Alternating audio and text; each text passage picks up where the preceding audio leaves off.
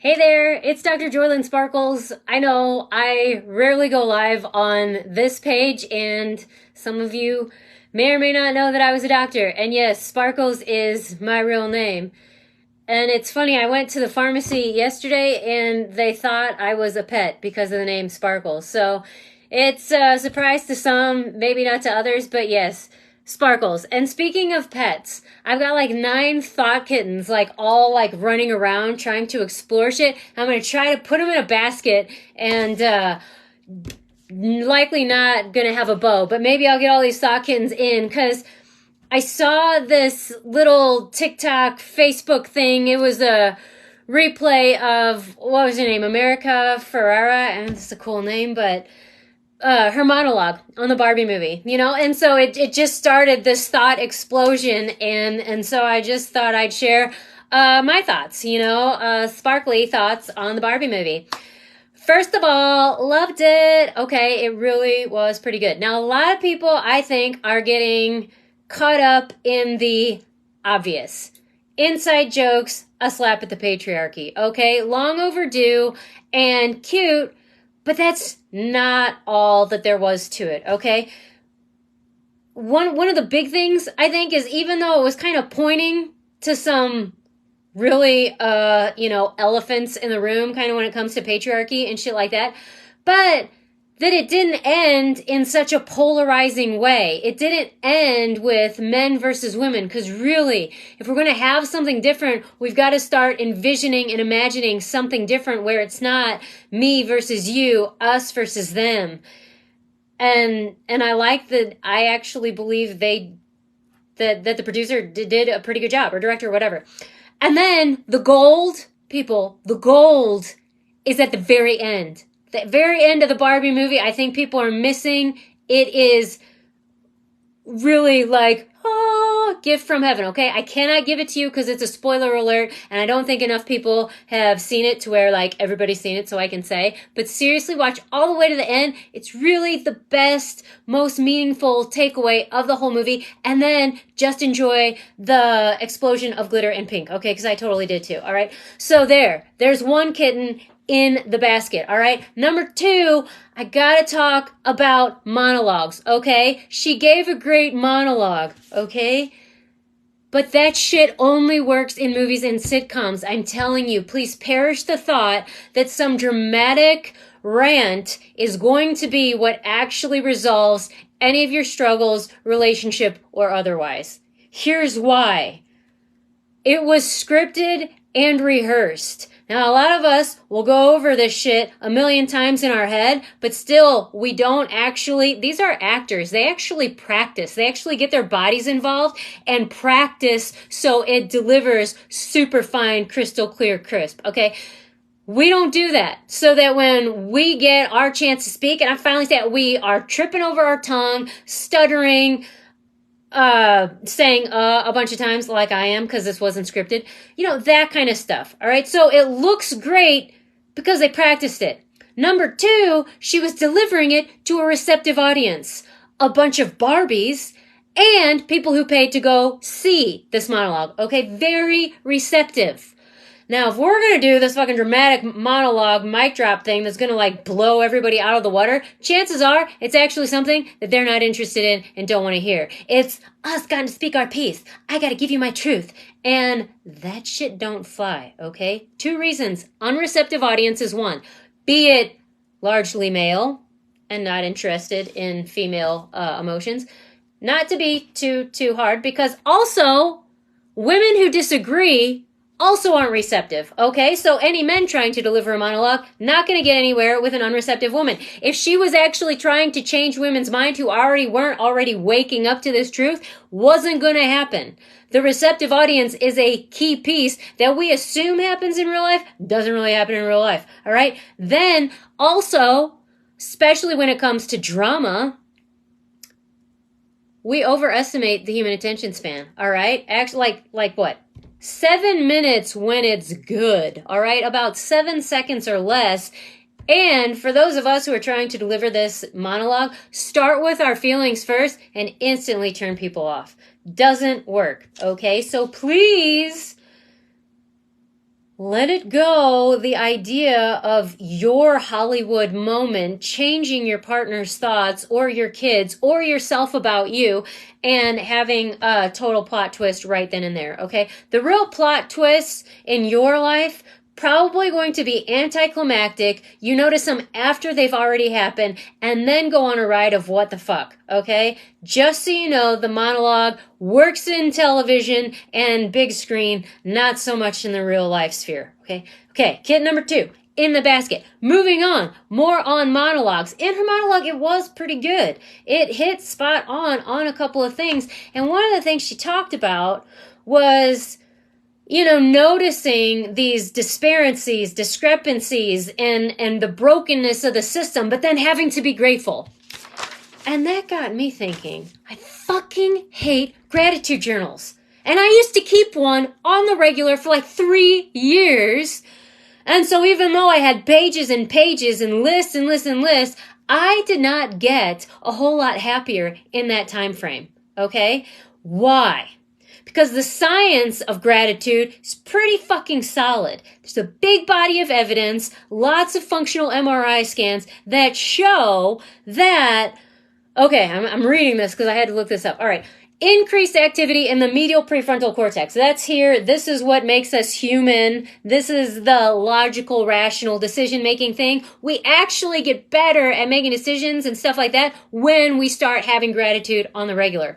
Also, just straight have more gray matter, okay? But guess who else does? Jugglers, okay? Jugglers and people who do gratitude have more gray matter, meaning they can have more physiological capacity to solve complex problems, all right? So gratitude's definitely in there. Also boosting dopamine and serotonin. We all know those are good. That's what a lot of people are medicating or self-medicating to get. So gratitude, yes. Why wasn't it working for me? Because of the should. It was not the science that wasn't working. It was the motivation about the I should be grateful. Because I grew up in a Christian household of being grateful because, you know, scraps are good. You know, that's what happens when you grow up on a lack of love. Be grateful for these scraps. It sucks. All right. And then because they, whoever they is, the big giant they, the government they, the broken family they, whoever the they is that isn't delivering a love that you need and doesn't want to get called on that bullshit, is just going to gaslight the fuck out of you and say, you should be grateful for this.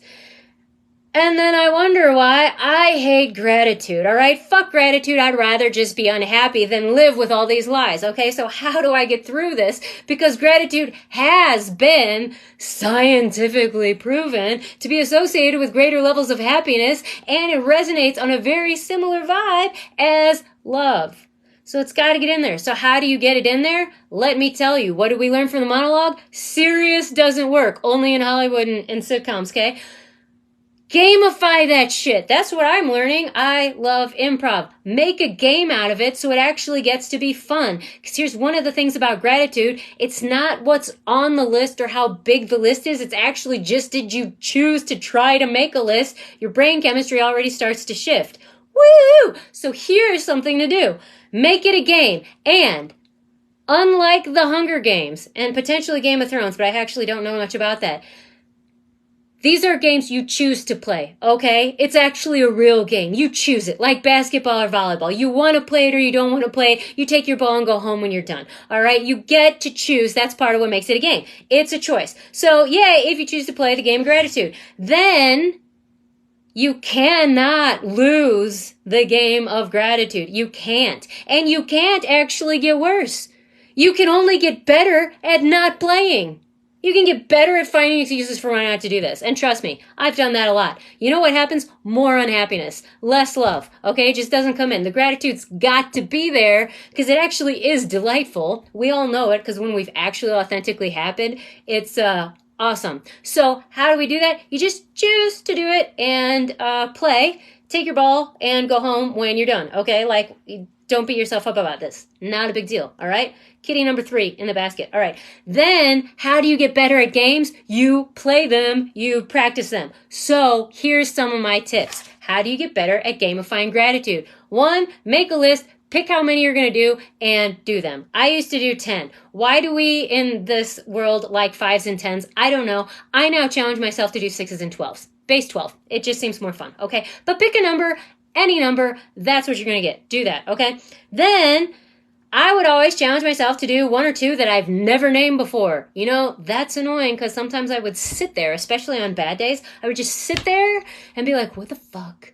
What the fuck? Because my plants and my pet made it every fucking day, but I had to get something new. So what was it going to be? I don't know. And sometimes I would just have like total brain. And sometimes, some days I would have to pick up my ball and go home before I actually named it because I couldn't. Because that showed me a lot about my level of thinking. Okay, it's gotten better from there. But try it out. Try to do something you've never been grateful for. Okay? And then what's crazy? It's just you actually get better at that. And then it's easier to find stuff. Okay? Trust me. Then play it at different times of day. Another thing, it just got to be routine. So it just got to be like one of those things I did. So I keep a gratitude journal. Am I actually grateful? I don't know. Am I actually evoking any feelings? I don't know. I'm actually making a list that looks much like yesterday except for the last 2 items. I'm making a list. I'm not actually being grateful. So try it at different times of the day. Like maybe actually just start when you're actually like noticing that you're grateful and start writing shit down. Okay? Strike while the iron's hot. That's what I'm saying. So pick different times of the day. It can become a routine even out of order. Yes, gifted kids and people with trauma, things can become routine and stable even if they're done out of order, okay? I know. Trust me. We're going to be okay. Use your other hand. Get both sides of the brain involved, okay? It's going to look ugly as hell. You may or may not be able to read it, but your heart will know. You actually tried. And your brain's going to be like, what the hell just happened? More of us get to play? Hey, yay, neurons rejoice, okay? Try doing it with your other hand. Write in colors. My sister gave me one of the greatest things ever last Christmas. That was a set of 100 color gel pens, okay? So there go. I think, and I looked it up, or I saw it because we share the same Amazon account because I use her Prime. But I think it was only, like $8 or $9? Hey, priceless, okay? No kidding. For me, that's priceless. But not big of an excuse to not get a set of markers, colored pencils, or something. I do love glitter gel ink. Highly recommend. It's easy. Write in color. It kind of, again, engages both sides of the brain. Then, here's one more. Call it something else. If gratitude and grateful makes, like, it used to make me think of, like, grating my teeth, like, I'm grateful, like, call it something else. I now have a brag book. I heard somebody say this, and I liked it because I could finally be grateful for me and shit that I was doing, like, choices that I was making, like, noticing when today, here, I'll put this on my brag book tonight. I ate breakfast, and then I immediately wanted breakfast dessert because I could. But I did that yesterday and the day before and noticed that actually just made me eat dessert all day. Like it didn't actually ever stop. And that frustrates me, you know? So I was like, why don't I practice being satisfied? And I literally just sat on my ass after breakfast for like 3 breaths. That shit goes in a brag book because it is no small feat to say, I'm going to breathe instead of eat chocolate, okay? Really, celebrate the shit out of yourself. And that's actually similar or the same as gratitude, okay? Find those things. But if you don't acknowledge them, it's like they didn't actually happen. So you don't have to post that shit all over Facebook. Just put it in your brag book. And same as gratitude journal, all right? Otherwise, somebody just told me today, find an evidence journal. There is evidence that everything is not going to hell in a handbasket. I mean, you can look for evidence for that. Write it down if you want. If that makes you feel good, I don't think it will. But what's the evidence that things are going right? Big, small, it actually doesn't matter. Just put evidence in there. Here's the other thing, because she's like, oh, it's evidence that the universe is working out for you. It always is. Always. And if you actually pay attention of when I said, God damn it, fuck you, everything's going to hell in a handbasket, I noticed that I immediately felt heavy, and I immediately wanted something cheesy and delicious, and my face started to look like this, and then I just wanted to troll people on the internet. That's actually the universe showing you, I've got your back. If that's how it's going to go, we can have that done for you, okay? Notice it. Put it in your evidence book. But then also notice that there are times when I'm just like, I'm not having a good day, but somebody asked me how I am, and I'm going to say, I'm good.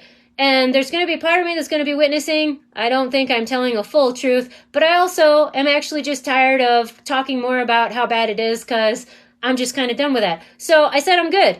And I actually smiled when I said that. The person smiled back at me. And then I actually noticed I found a penny heads up on the ground. Like, oh my goodness, there's evidence. See, big, small, any direction, you're the master of your universe, okay? But it does, acknowledgement and gratitude, appreciation, they're all kind of like very similar, all right? Finally, call it a compliment cache. C-A-C-H-E, okay? Big words with not so many letters, but just like a whole list of compliments because give them to badasses. Because what gratitude is, in part, appreciation. What you appreciate appreciates. Like it's just sort of recognizing something pleasant and saying so. Well, it's recognizing something, acknowledging it, and saying so. And then by virtue of giving your attention to it, it grows, okay? So that if you notice, oh, I'm having a good hair day, that's not exactly happening for me, but whatever, like notice it and be like, boom, got that. If the cashier at your grocery store is having a good hair day, be like, dang, your hair looks amazing. And see if she smiles. She might tell you that her skirt has pockets if she's from the Midwest. I mean, like, see how people deflect or receive. That's just another game, a game inside a game, because they're endless, all right? But just have fun doing this because it really is about gratitude because you can't give it if you don't have it. So that sometimes by giving a compliment, you actually get to feel the warm fuzziness, like a kitten in your hand. Here's another thought kitten going in the basket. You get to have it as you give it away. It's magical, all right? Then, one other thing, if you want to get better at the game of gratitude, you can actually do it as a letter instead of a list. There's actually some benefits to sometimes writing to yourself, to the universe, to an angel, to somebody, but writing a letter can sometimes have even more creative juices flowing, all right? Here it is, the basket of thought kittens. From me to you with love. Not a bow, but maybe next time. All right, that's it. Go see the Barbie movie.